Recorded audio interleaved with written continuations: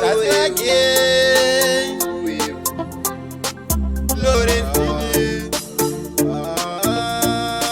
Again and again. Nhayiwe prudence zvawandiramba neconfidence zvisina kana evidence kuita kunge accident.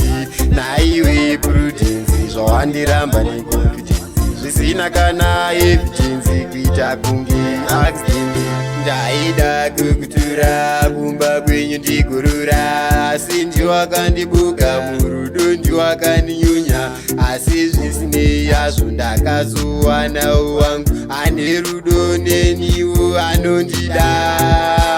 Nhayiwe prudence zvawandiramba neconfidence zvisina kana evidence kuita kunge accident.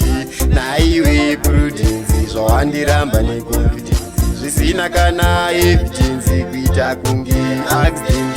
Ndakanga ndakunyunya ndiwakazoninyunya, shuwa ndiwakaninyunya, aiwa wakazoninyunya. Melisa akati nhayiwe Lorenzi wapindwa nei, wapindwa nei. Musiyewo prudence zvawandiramba neconfidence